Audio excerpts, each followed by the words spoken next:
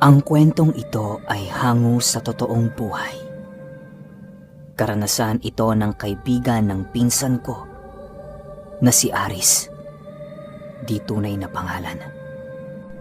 Taong 2003. Angono, Rizal.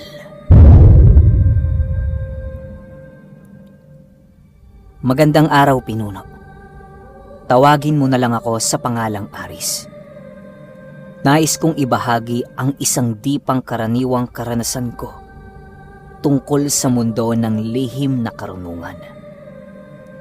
Pero bago ko simula ng kwento, nais ko lamang magpakilala ng konti. Nasa edad 20 anyos ako nang mangyari ang karanasan kong ito. Isa kong delivery boy sa isang sikat na fast food chain sa aming lugar. Masasabi ko na iba't ibang tao ang aking nakakasalamuha. At sanay na din akong makiharap at makitungo sa mga tao sa paligid ko. Dahilan kung bakit nakilala ko ang isang lalaki na tinatawag nilang si Mang Totong. Si Mang Totong ay sikat na albularyo sa amin na may mga nagsasabi na nagawa na daw niyang magpabalik ng kaluluwa ng mga namatay. Marami ding nagsasabi na isa itong peking manggagamot. Minsan na din naman akong nagpagamot dito pero simpleng pilay lang naman yon, dulot ng maliit na disgrasya sa motor, sanhi ng aking trabaho. Masasabi kong magaling talaga siyang manghilot. Dahil kinabukasan ay hindi ko na iniinda ang aking balikat na hinilot nito. Ngunit nung araw na yon ay may kasabayan akong isang binata na iniinda naman ang labis na pananakit ng kanyang tiyan. At dahil sa nauna ito sa akin, napagmasdan ko ang ginagawa ni Mang Totong sa kanya. Nag-uusal ito ng kung ano-anong dasal at iniihip ito sa bumbunan ng kanyang pasyente.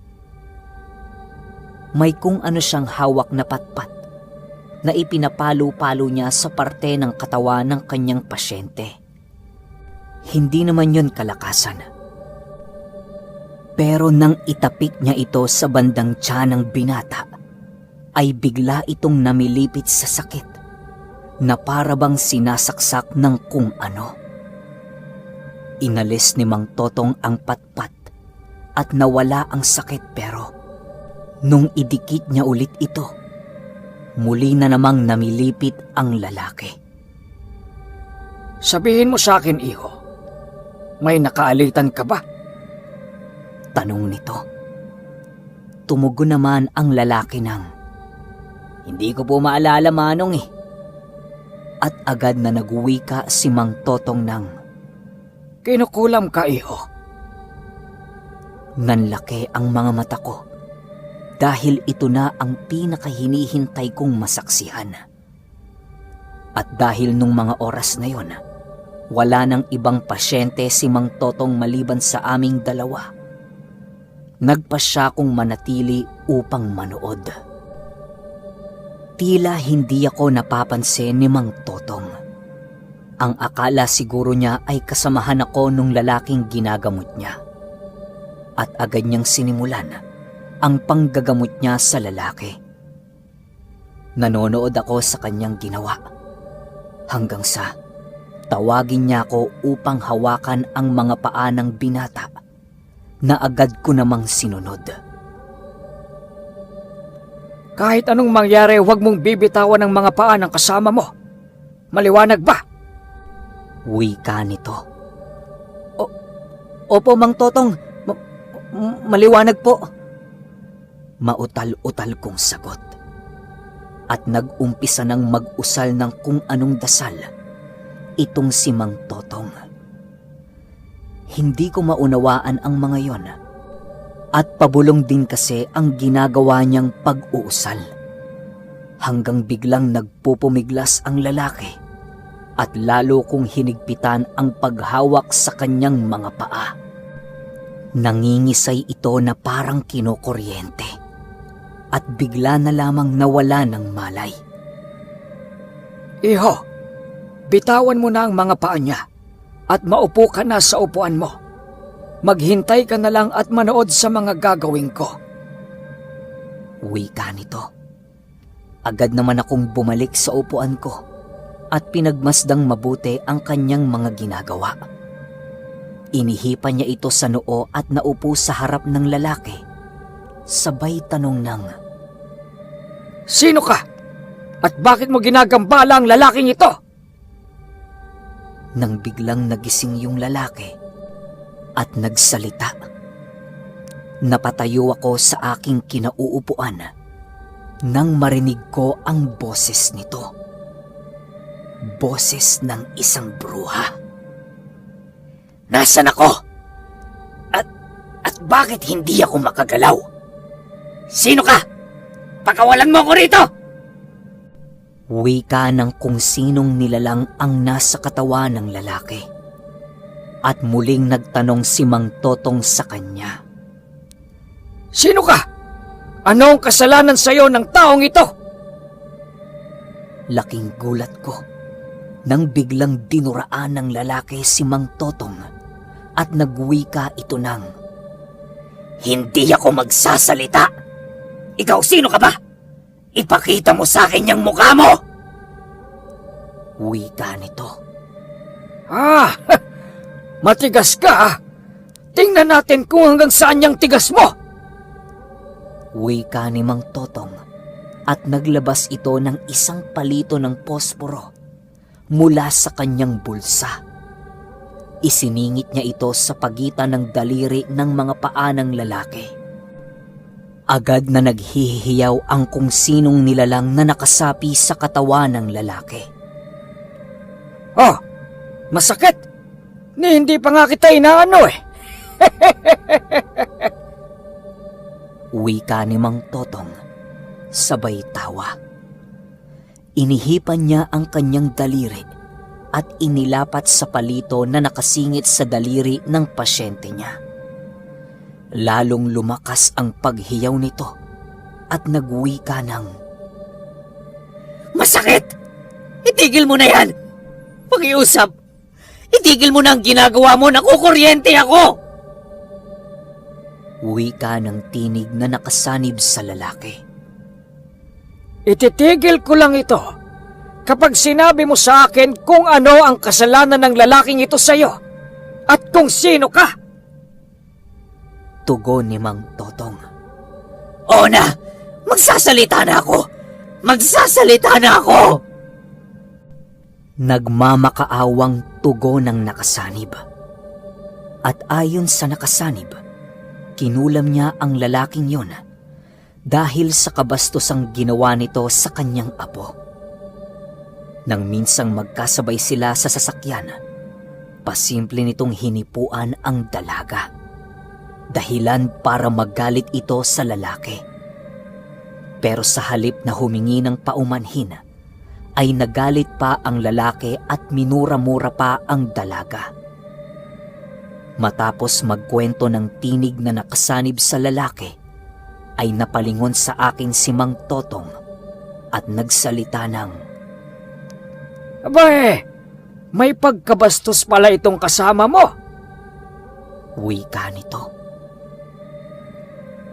Nagkibit balikat na lamang ako dahil hindi ko din naman kilala ang lalaking yon. Isa pa, ayoko din namang itanggi na kasama ko siya dahil gusto kong makita ang mga ginagawa ni Mang Totong. Hanggang sa nagsalita ulit si Mang Totong. Paano ba yan? Kailangan kitang parusahan kasi mali ang ginawa mo. Kahit pa sabihin mong gumaganti ka lamang, alam mo na may batas ang mga tao at hindi mo dapat ito ilagay sa mga kamay mo. Pero patatawarin kita. At mangangako ako na ang bahala sa lalaking ito. Sisiguruhin ko na pagsisisihan niya ang ginawa niya. Wika ni Mang Totong. At walang ano-ano ay nagpagpag ng katawan ng lalaki na parang may tinatanggal ito. At nang matapos itong magpagpag, ay nagsalita ito ng, "Haya na, naalis ko na ang lahat ng itinanim ko sa kanya. Pakawalan mo na ako." Wika nito. Pero tumawa lamang si Mang Totong at tumugunang, Sa palagay mo ba talaga ay pakakawalan pa kita? Mangkukulam? Wika nito. Sabay gilit ng daliri niya sa leeg ng lalaki.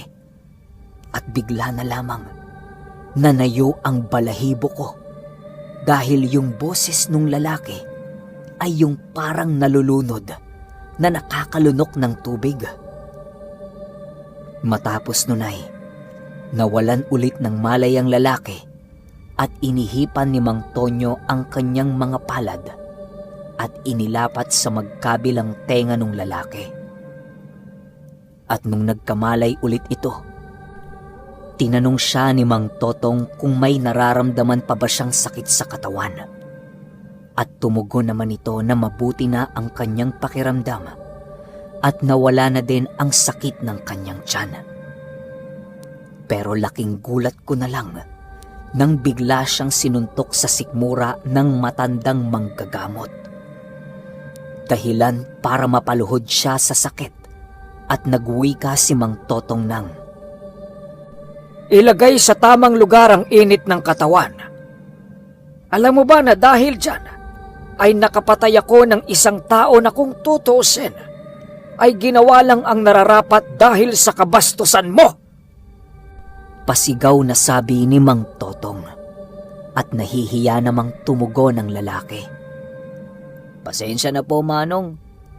Hindi ko na po uulitin. Wika nito. Sabay lakad palabas ng bahay ni Mang Totong. At laking gulat ko nang bigla naman niya akong tawagin. Ikaw, ano bang ginagawa mo rito? Umalis na yung kasama mo ah. Magpapagamot ka ba? Tanong nito. Tumugon naman agad ako sa takot ko na baka pagalitan din ako. Opo, Manong. Magpapahilot po sana ako. Mautal-utal kong sabi sa matanda. At matapos nga ang paghilot niya sa akin, ay agad na din akong umalis.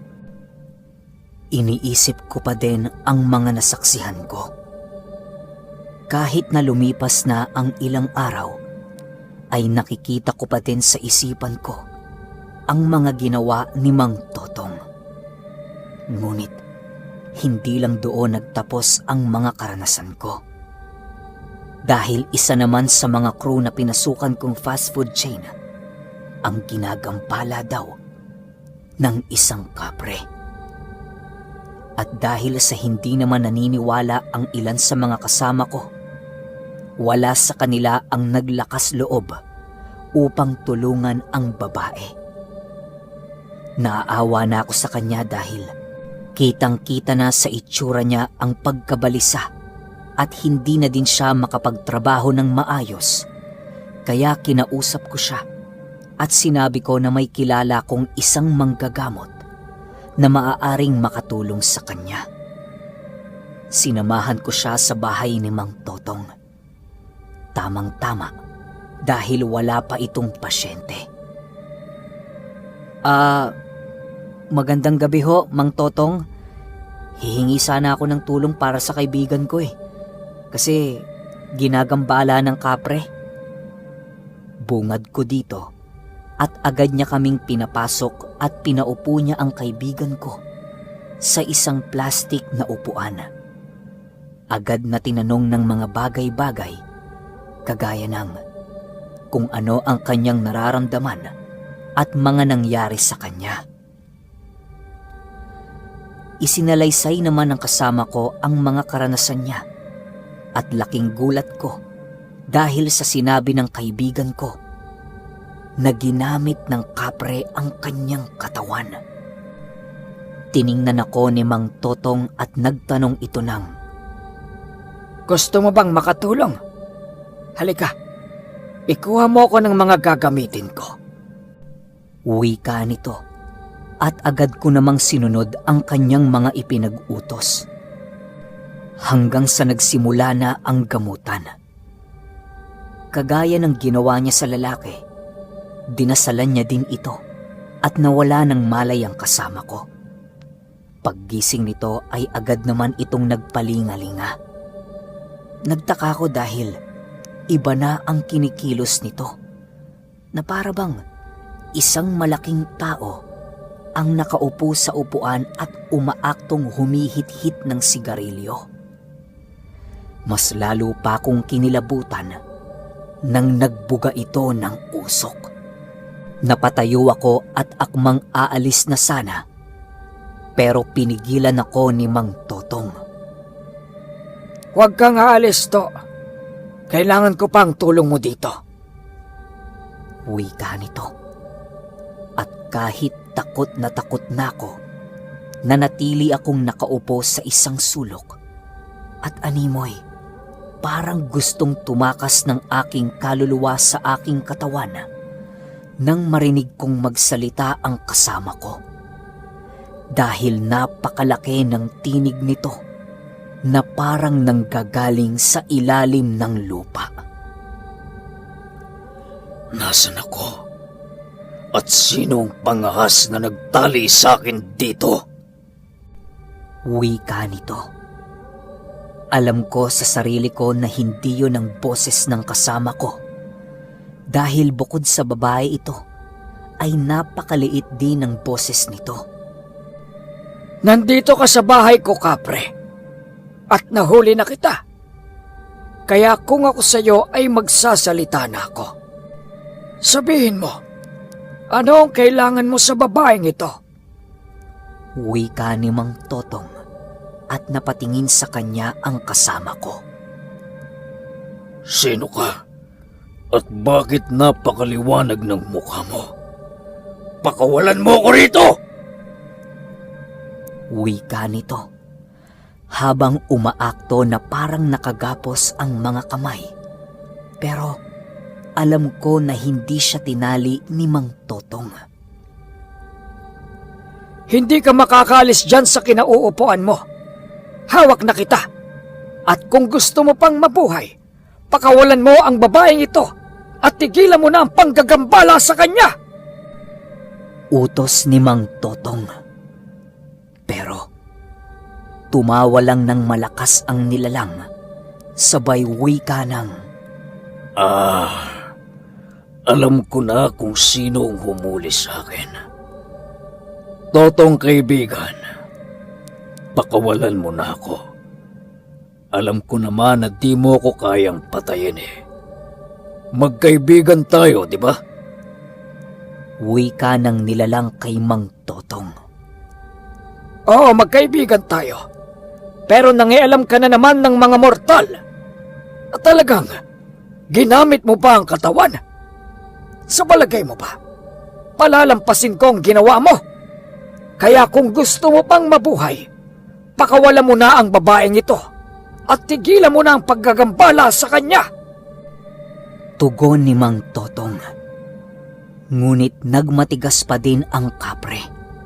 Sa halip ay sinubukan itong makawala mula sa kung anong ipinanggapos sa kanya ni Mang Totong. Kumuha si Mang Totong ng isang mahabang tangkay ng kung anong halaman at idinampi sa katawan ng kasama ko. Dahilan para magsisisigaw ito. Tama na, Tong! Maawa ka! Pakawala mo na ako! Itigil mo na yan! Napapaso ako! Pagmamakaawa nito.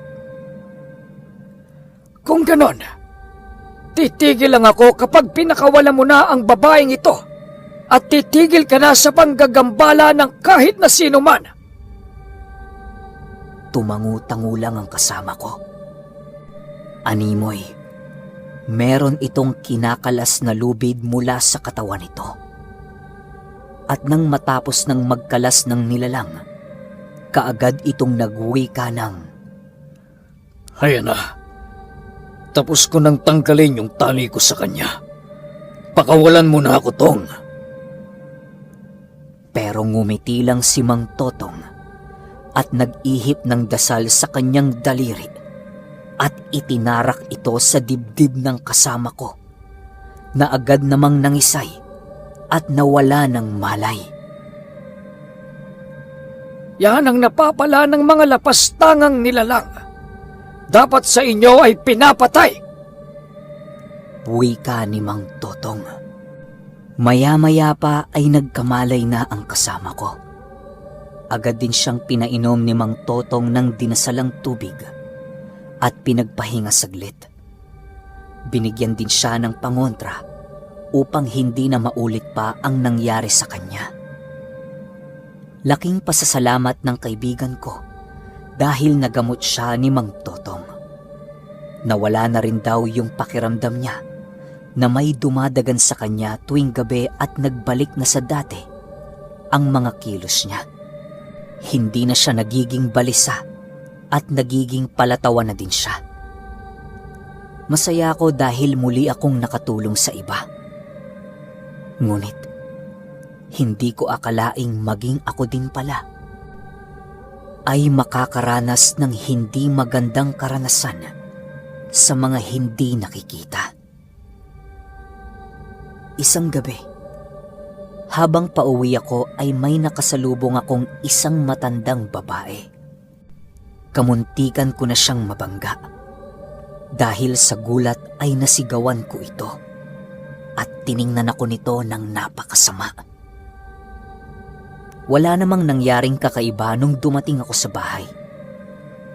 Pero paggising ko nung kinabukasan, laking gulat ko dahil hindi ko na maiangat ang katawan ko na tila may nakadagang kung ano. At nang subukan kong ikilos ang paa at kamay ko, ay hindi ko na din magawa. Ang tanging magagawa ko na lamang ng umagang yon ay ang sumigaw. Dahil sa kakasigaw ko, pinuntahan ako ng nanay ko at tinanong kung ano ang nangyayari sa akin. Sinabi ko naman dito kung ano ang nararamdaman ko pero pinagtawanan lang ako nito. Kesyo daw, namulikat lang ang katawan ko. Maya-maya rin ay makakagalaw na din ako. At nang sumapit na nga ang hapon, lumala na ang nararamdaman ko dahil may nararamdaman akong kung anong gumagapang sa ilalim ng balat ko. Napapahiyaw na ako dahil sa sobrang sakit. Hanggang sa sinabi ko na ipatawag si Mang Totong. Ngunit, ang pamilya ko ay isa sa mga taong hindi naniniwala sa kapangyarihan ng mga albularyo.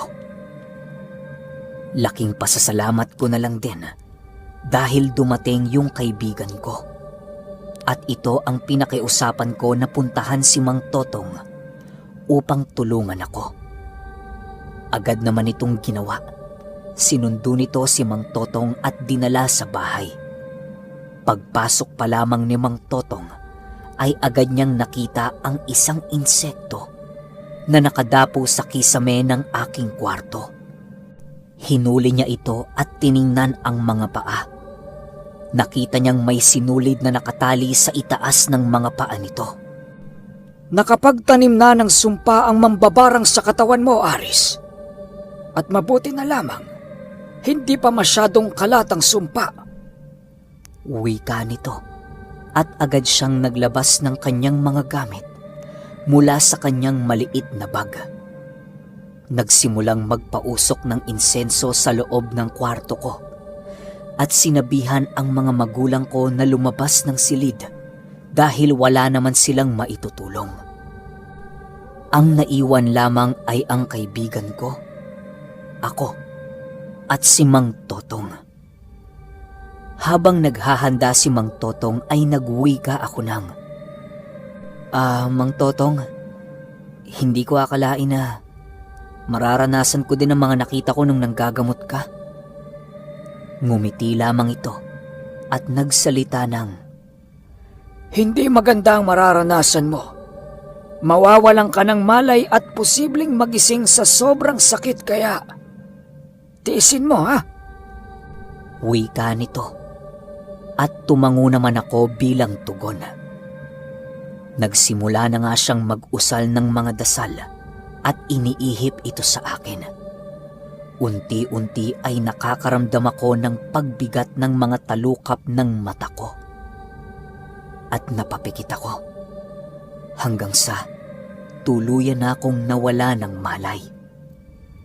Pero pagdilat ko, ay nakita ko ang sarili kong katawan na nakahiga sa higaan at sa tabi ko ay may isang matandang nakahiga. Unti-unti ay pumasok ito sa katawan ko. Hanggang sa nakita ko na ang katawan na nakahiga ay hindi na ako, kundi yung matanda na. Yun din yung matandang kamunti ko ng masagasaan. Mambabarang, sa wakas naman at nahuli na kita. Matagal na kitang hinahanap eh. Dito lang pala kita mahuhuli. Wika ni Mang Totong. At tumugon naman ang matanda ng, Hindi mo ako kaya manggagamot. Marami na akong napatay na kagaya mo. tugon nito. Oh, dahil ikaw din ang pumatay sa mga kapatid ko. At sa palagay mo ba, hindi ko pinaghandaan ang araw na to? Pagsisisihan mo ang araw na pinaslang mo ang mga kapatid ko. At ngayon ang araw ng paghahatol ko sa mga kasalanan mo. Ipinangako ko sa sarili ko na hindi na kita pakakawalan sa oras na mahuli kita. Wika ni Mang Totong at halatang halata ang galit sa boses niya. Habang nagsasagawa siya ng ritual, ay dumaan sa alaala ko ang mga nakaraan ni Mang Totong. At nakita ko ang matandang mambabarang sa isa sa mga alaalang yon. Totoo nga ang sinabi ni Mang Totong na siya ang pumatay sa mga kapatid at mag-anak nito. Bigla akong nakaramdam ng matinding sakit na parang tinutusok ang lahat ng bahagi ng katawan ko. Animo ay unti-unting kinakain ang aking mga kalamnan at aking lamang loob ng kung anong mga insekto. Ramdam ko din ang napakainit na bagay na dumadampi sa aking dibdib. At nang tingnan ko si Mang Totong, nakatingin ito sa direksyon ko at nagsalita. To, tiisin mo lang ha. Saglit lang naman ito. Wika nito sa akin. Tumango lang ako sa kanya bilang tugon at nagpatuloy na siya sa ginagawa niya. Nang biglang nagsisisigaw ang matanda at halatang nahihirapan na ito, agad nang ginilit ni Manong Totong ang leeg nito gamit ang isang punyal na gawa sa ginto. Ang nasabi ko na lang sa sarili ko, ito pala ang ginagamit niyang panggilit sa mga nahuhuli niya. Matapos ang tagpong yon, bigla ulit akong nawala ng malay at pagdilat ko, nakahiga na ulit ako. Manong, anong nangyari? Nasa na yung matanda? Bungad ko kay Mang Totong habang bumabangon. Wala na siya, Aris. Patay na ang mambabarang. At salamat sa iyo dahil naging malakas ka. Napakalakas ng kaluluwa mo na nagsilbing panggapos sa mambabarang upang mahuli ko siya sa katawan mo. Dahil din sa iyo kung bakit naipaghiganti ko ang aking pamilya. Ngayon ay mabubuhay na ako ng mapayapa dahil alam ko na matatahimik na sila sa kabilang dako. Wika nito at agad na ding umalis. Sa kasalukuyang panahon, isa na akong manager sa pinapasukan ko at si Mang Totong naman ay hindi ko na muli pang nakita. Wala ring makapagsabi kung saan siya nagpunta at maging ang bahay niya ay wala na din sa dati nitong kinatatayuan. Marami ang makakapagpatunay na isang mahusay na manggagamot si Mang Totong. Ang ilan ay sinasabing isa siyang ermitanyo at magkagayon man, kahit ano pa ang pagkakakilanlan ng iba sa kanya, alam ko sa sarili ko na minsan akong natulungan ng isang napakabait na tao sa katauhan ni Mang